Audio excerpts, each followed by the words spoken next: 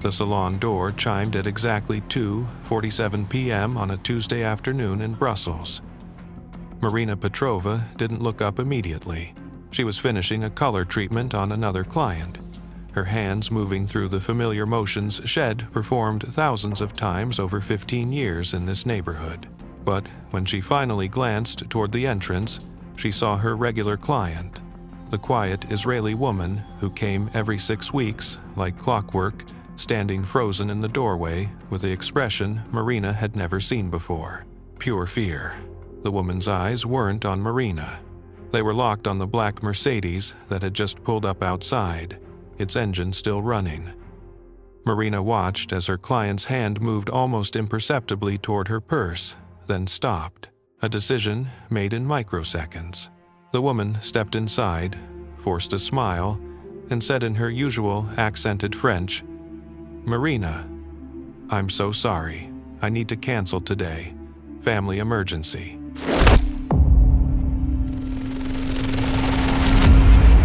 But Marina had already noticed 3 things that didn't fit. First, the woman's coat was buttoned wrong inside seam, showing something this meticulous client would never allow. Second, there was a thin red mark on her wrist, fresh, like rope burn or a zip tie that had been removed moments ago. Third, when the woman turned to leave, Marina caught sight of a small device clipped to the inside of her collar no bigger than a shirt button that definitely wasn't jewelry. The Mercedes outside revved its engine once, a signal. Marina made a choice that would later be described in classified Mossad debriefs as either catastrophic exposure or brilliant improvisation. She stepped between her client and the door, held up her scissors, and said loudly enough for anyone listening, "Madame Levy, you cannot leave with your hair like this. Absolutely not. Sit. 10 minutes only." The woman's face went white. Not because of the scissors.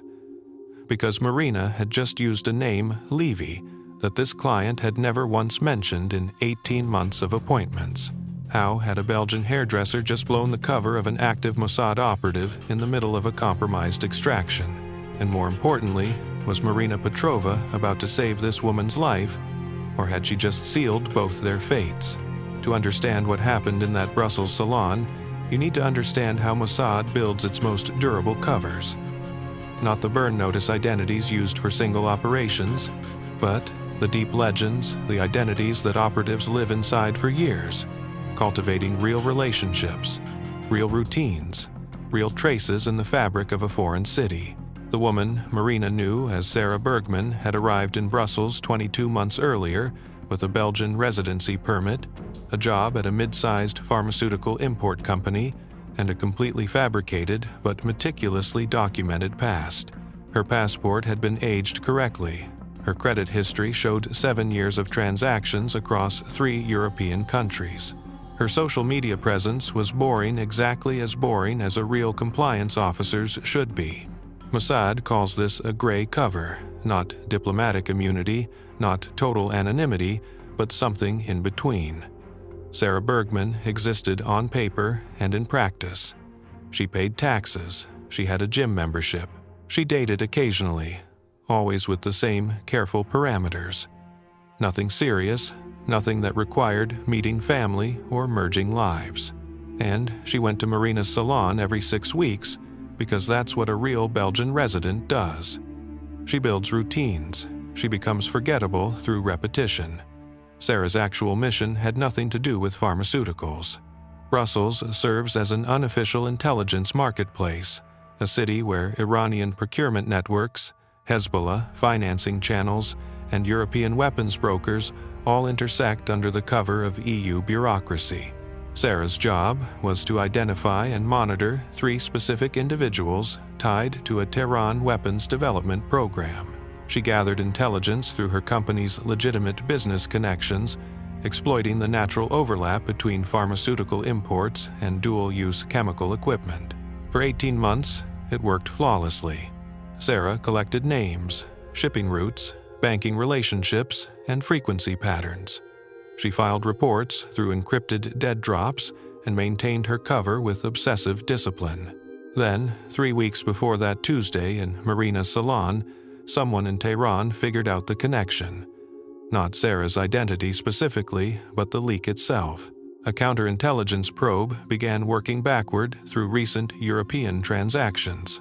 2 Iranian intelligence officers arrived in Brussels under diplomatic cover with a single objective: identify and neutralize the source. Sarah's handler recognized the threat pattern and initiated extraction protocols. But extraction is always the most dangerous phase.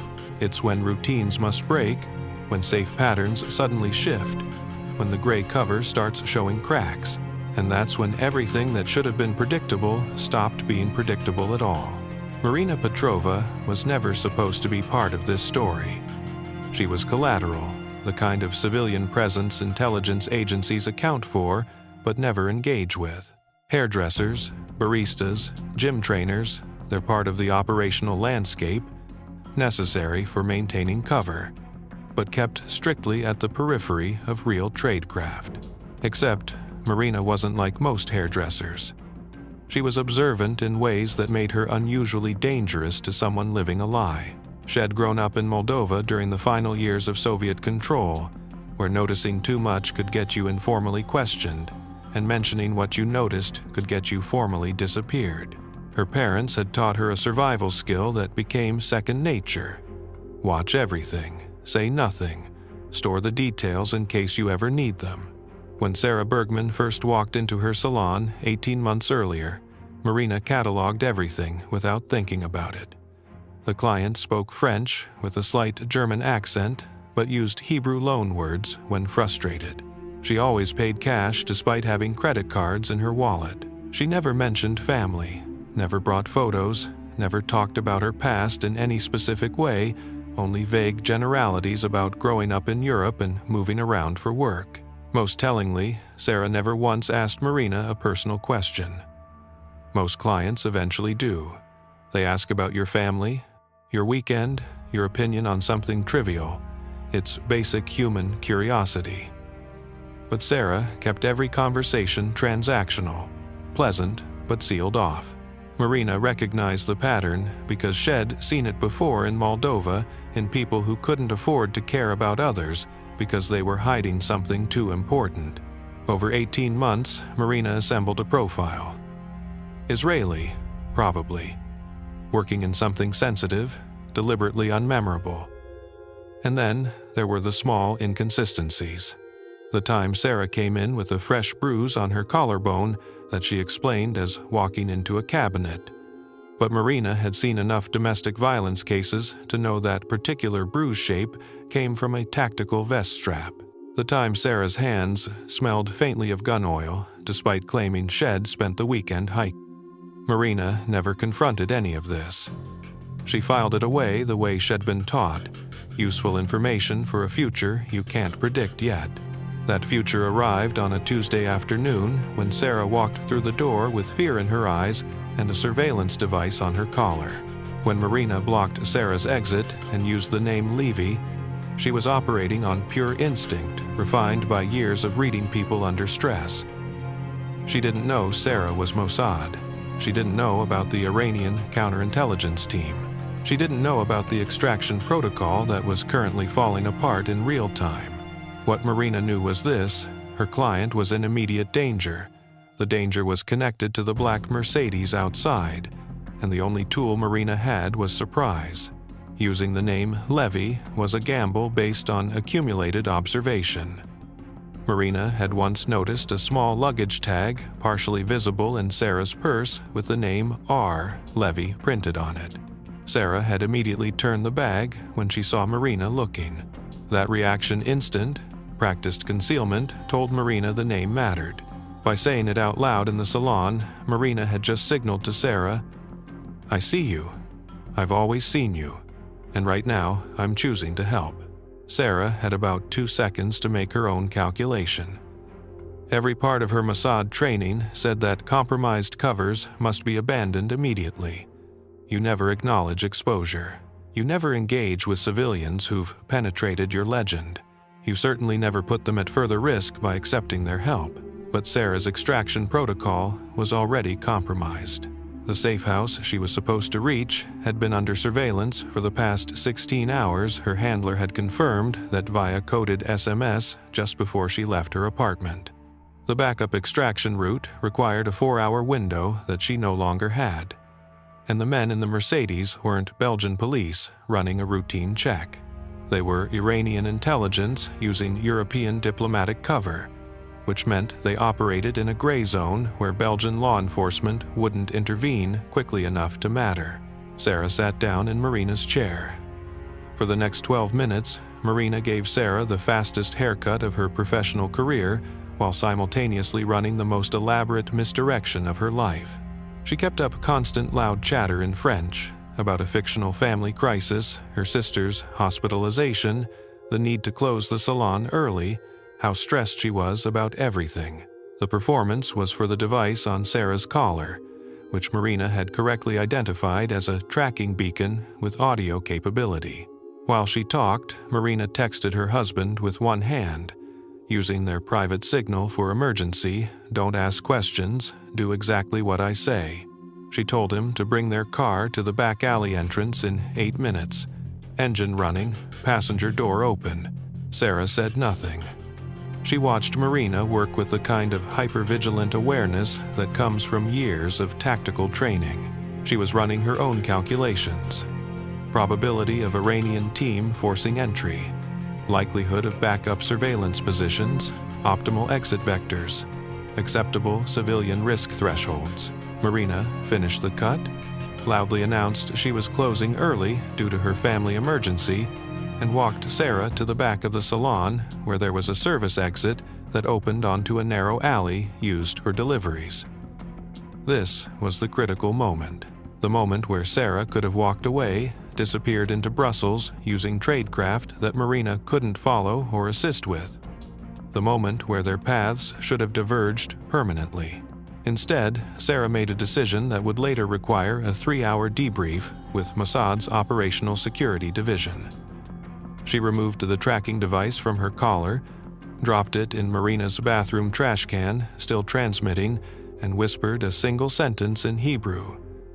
"If I survive this, you've just made yourself part of my biggest operational vulnerability." Marina, who didn't speak Hebrew but understood the tone perfectly, replied in Russian, "Then, don't get caught."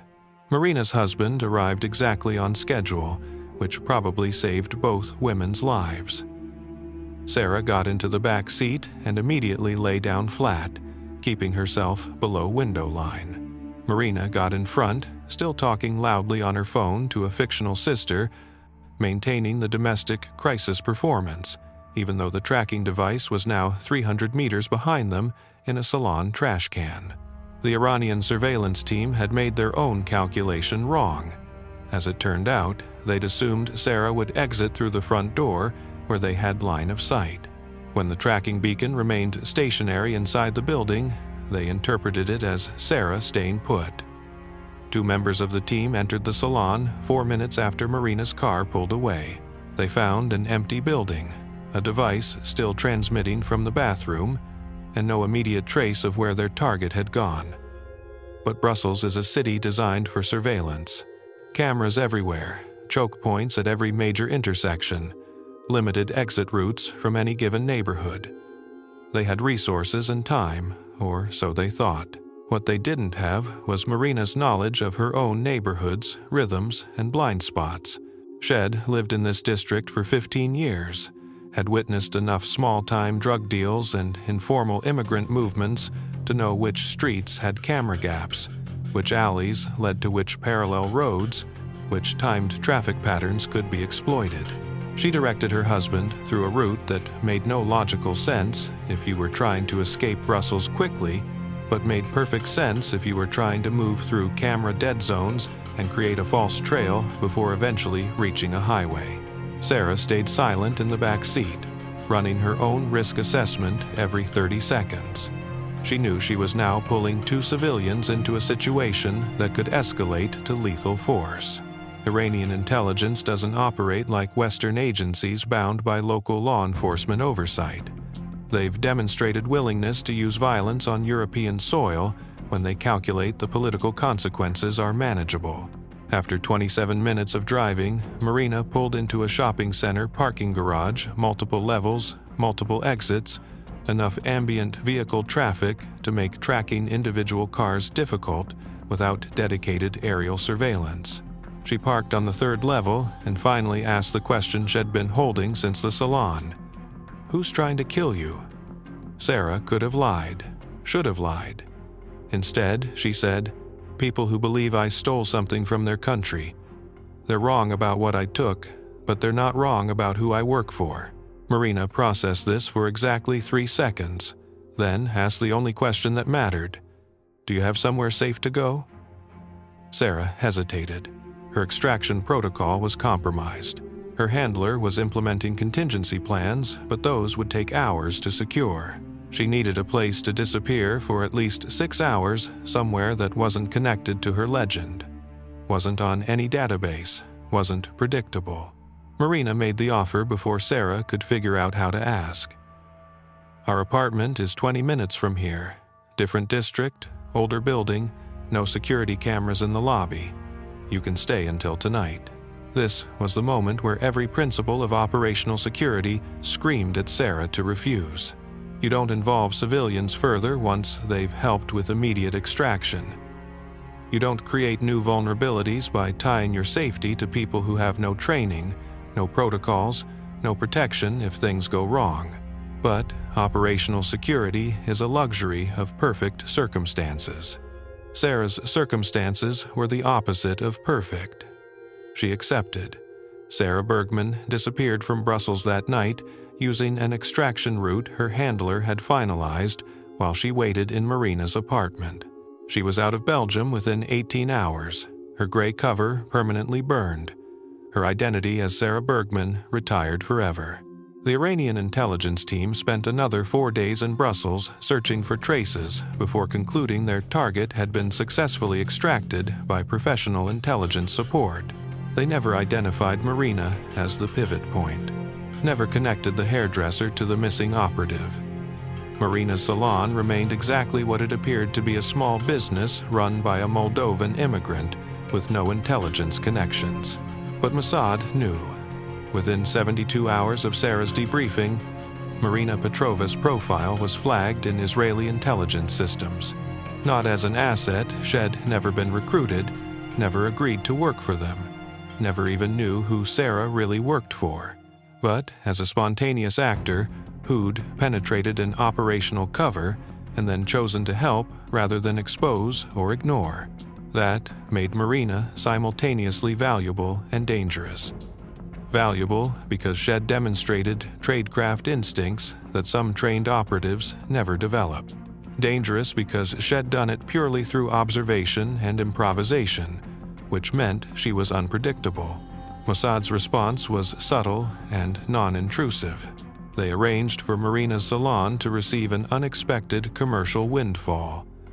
A corporate client contract that provided steady business without requiring Marina to change anything about how she operated. They monitored her from a distance, not as surveillance but as protection, ensuring that if the Iranian team ever retraced their steps and found the connection, Marina would have warning and options. Marina herself never knew any of this. She went back to cutting hair, never mentioned the incident to anyone except her husband, who she'd sworn to permanent silence, and never saw Sarah Bergman again.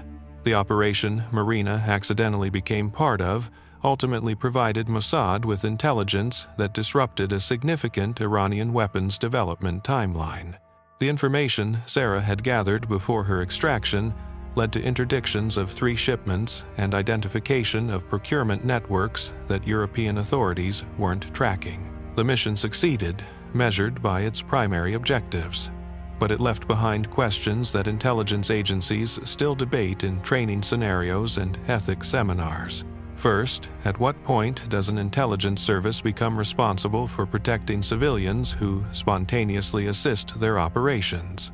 Marina helped Sarah because she made a split-second moral choice, not because she understood the geopolitical stakes or the risks to herself. Does that spontaneous help create a duty of protection from Mossad? And if so, what level of protection, passive monitoring, active security, full asset status. Second, was it ethical for Sarah to accept Marina's help? By getting into that car, Sarah pulled Marina and her husband into a lethal force scenario with foreign intelligence operators. The Iranian team was prepared to use violence to prevent Sarah's extraction. If they'd identified Marina's car, if they'd caught up to them before they reached the parking garage, Marina and her husband could have been collateral casualties of an operation they never volunteered for and barely understood. Intelligence agencies are built on calculated risk. Operatives accept danger as part of their professional duty. Civilians in Marina's position don't make that choice. They make instinctive, moral choices based on incomplete information. Is it acceptable for trained operatives to accept that help when they know it puts untrained civilians in jeopardy? Third, what does this say about the relationship between intelligence, work, and everyday life? Marina had no security clearance, no intelligence background, no formal connection to any government agency. Yet she detected patterns that suggested deception and correctly assessed a crisis situation requiring immediate help. She did this using nothing but observation skills developed in a repressive society and applied in a Brussels hair salon. That raises uncomfortable questions about how much covert activity actually stays covert. If a hairdresser with sharp eyes and a cautious mind could penetrate an 18-month cover operation, how many other civilians notice similar patterns but choose not to act? How many baristas, neighbors, gym trainers, and shop clerks see the seams showing in intelligence covers but never say anything because it's not their business? Intelligence agencies operate on the assumption that most people aren't paying attention.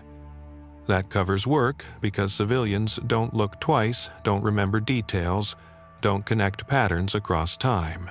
Marina proved that assumption wrong in the most consequential way possible.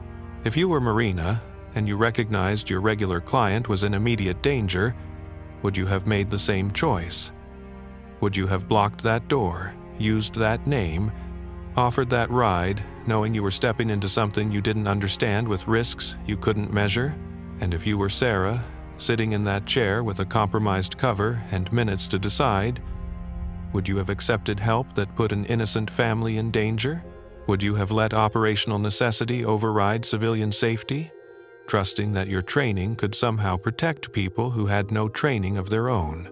These aren't abstract questions. They're the real dilemmas that exist in every city where intelligence operations hide inside ordinary life, where the line between your neighborhood and someone else's battlefield is thinner than you think, where your regular customer might be carrying secrets that 3 countries would kill for, where your choice to help or look away might save a life or end one. Marina never learned what she'd really been part of that Tuesday afternoon. She never found out about the weapons disruption, the diplomatic fallout, the operational debriefs.